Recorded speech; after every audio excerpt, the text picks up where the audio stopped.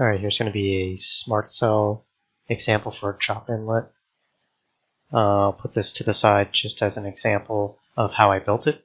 And I left my gap here so you can see kind of curving cuts in and then goes into the drop inlet shape.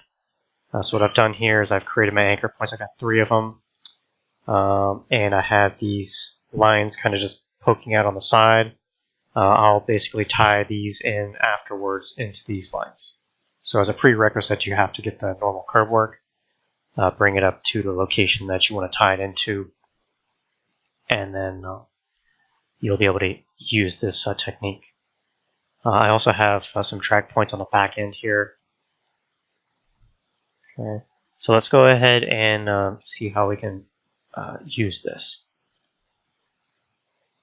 And what I'll be using here is the extraction at cross section. Okay, so we already used like the by path option to get the curve work, or the break line tool to get the curve work, and you're leaving that gap. You'll then switch over to this cross section option. Make sure you got your 3-point template that you're consistent with for the 3 colors, and then I'll come in, define my cross section like so. And there we go, we got a decent fit. I'll pull this one down just a little bit because I can kind of see it coming in, and we want to get that low point. I'll go ahead and do the same thing for the other side. It's a little bit hard to see, but there's a little bit of grass line here. You can always try and line yourself up with like the inside corner and just kind of offset that. And then once this is set, let's bring this down. Alright, so there's my points. You adjust them if you have to. I'm just kind of pulling them over. Use the 3-2 move command if you have to.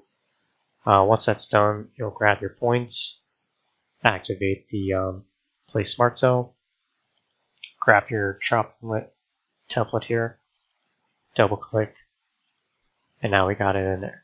So what I want to do though is first get these 2 back edges at the correct elevation, and what I'll do for that is just I'll line my cross section up right here. And what I'm going to do is adjust these first. I'm going to pull them up to the high side.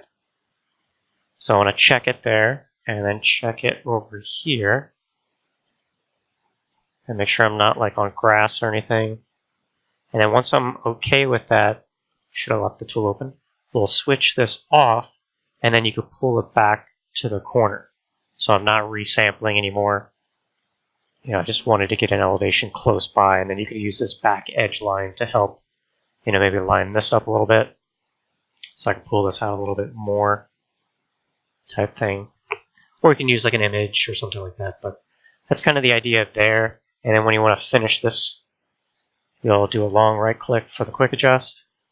And we're going to basically pick these up and auto snap them in. That's the auto snap. Like so. And there we go.